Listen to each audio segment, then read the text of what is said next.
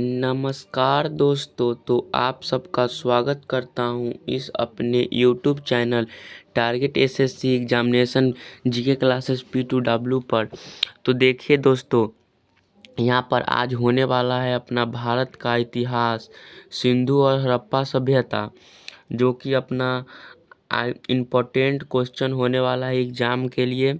और GK question Hindi में सभी रहेंगे। और आज 20 इम्पोर्टेंट क्वेश्चन होगा, जो कि SSC, GD, railway group D, NEET, Bihar police और पुलिस दरोगा कांस्टेबल का परीक्षा होगा।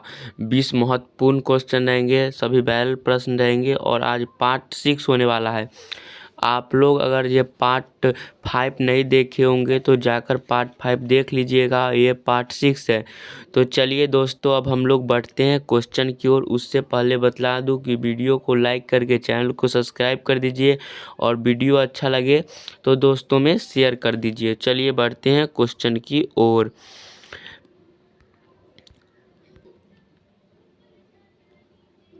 तो अपना पहला नंबर क्वेश्चन क्या कह रहा है, सो देखने का पर्यटन करते हैं। तो अपना 1 नंबर क्वेश्चन क्या कह रहा है, चरक संहिता नामक पुस्तक किस विषय से संबंधित है। चरक संहिता नामक पुस्तक किस विषय से संबंधित है।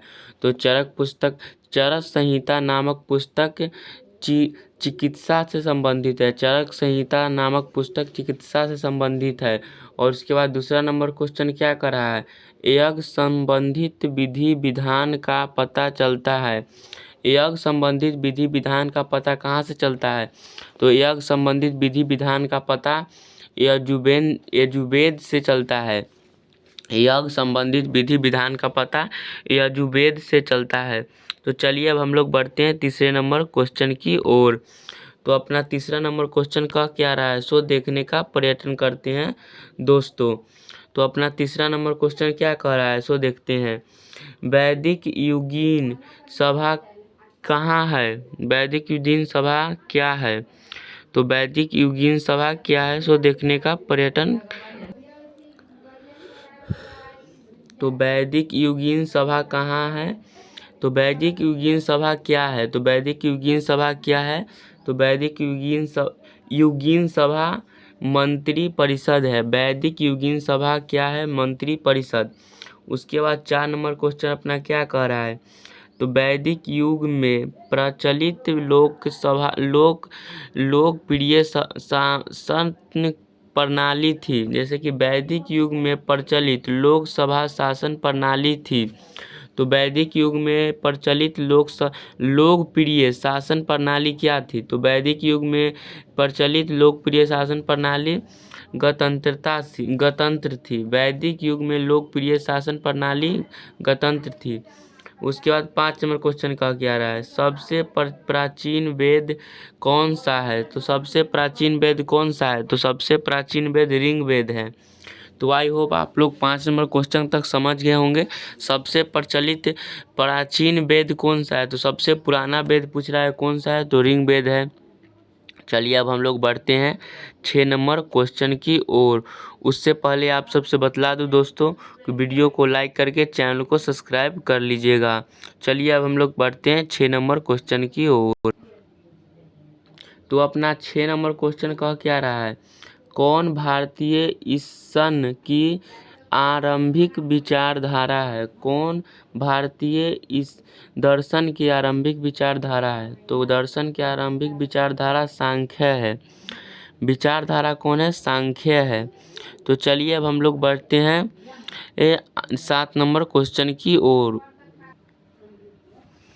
अपना 7 नंबर क्वेश्चन का क्या रहा है, सांख्य, योग, न्याय, वैशेषिक, मीमांसा एवं वेदांत इन 6 भिन्न भारतीय दर्शनों का स्पष्ट रूप से अभिव्यक्त हुई। तो अभिव्यक्त क्या हुई। तो अभिव्यक्त हुई तो वैदिक युग में। जैसे कि सांख्य, योग, न्याय, वैशेषिक, मीमांसा एवं वेदांत का दर्शन किसने कब हुआ भारत में। तो 6 किसने किया। तो वैदिक युग में। कब हुआ था, वैदिक युग में हुआ था। तो चलिए अब हम लोग बढ़ते हैं 8 नंबर क्वेश्चन की ओर। तो अपना 8 नंबर क्वेश्चन कह क्या रहा है, वह दस्तकारी कौन सी है, वह दस्तकारी कौन सी है जो वायु द्वारा व्यवहार से नहीं लाई गई थी। वह दस्तकारी कौन सी है जो आर्य द्वारा व्यवहार से नहीं लाई गई थी। तो लोहागिरी जो है सो वाष्पकार से नहीं लाया गया था। उसके बाद अपना 9 नंबर क्वेश्चन अपना कह क्या रहा है, तो प्राचीनतम व्याकरण अष्टाध्यायी की रचना है। देखिए कह क्या रहा है 9 नंबर क्वेश्चन, प्राचीनतम व्याकरण अष्टाध्यायी की रचना किसकी है, प्राणिनी है जो अष्टाध्यायी की रचना है। चलिए बढ़ते हैं हम लोग 10 नंबर क्वेश्चन की ओर। तो अपना 10 नंबर क्वेश्चन का क्या रहा है, कौन सी स्मृति प्राचीनतम है, कौन सी स्मृति प्राचीनतम है। तो मनुस्मृति प्राचीनतम है। कौन सी स्मृति प्राचीनतम है, मनुस्मृति प्राचीनतम है। मनुस्मृति जो है सो प्राचीनतम स्मृति है, मनुस्मृति। उसके बाद 11 नंबर क्वेश्चन का रहा है क्या, आदि काव्य की संज्ञा किसे दी गई है। आदि काव्य की संज्ञा किसे दी गई है, रामायण को। आदि काव्य की संज्ञा किसे दी गई है, तो आदि काव्य की संज्ञा रामायण को दी गई है। और इस पार्ट 6 का आज इस लास्ट क्वेश्चन है। तो कह क्या रहा है, प्राचीनतम प्रणाली है, प्राण है। तो प्राचीनतम प्राण क्या है सो पूछ रहा है। और उसके बाद बतला दूं कि यह लास्ट क्वेश्चन है। आप लोग कमेंट कीजिएगा कि इसके अगला पार्ट बनाऊं या नहीं बनाऊं। अब थोड़ा बचा हुआ है, बना देंगे, और नहीं तो अगला चैप्टर में बढ़ जाएंगे। तो चलिए दोस्तों 12 नंबर का क्वेश्चन क्या करा है, प्राचीनतम प्राण है। तो मृत्स्य प्राण है जो प्रथम प्राण है, मृत्स्य यानी मछली का प्राण जो प्रथम प्राण है इस दुनिया का। तो चलिए अब हम लोग बढ़ते हैं अगले क्वेश्चन में, फिर अगले चैप्टर में बात करेंगे। उससे पहले आप सबसे बतला दूं कि वीडियो अच्छा लगे तो वीडियो को लाइक करके चैनल को सब्सक्राइब कर दीजिए और पूरा वीडियो देखिएगा। तो चलिए अब मिलते हैं हम लोग अगली वीडियो में।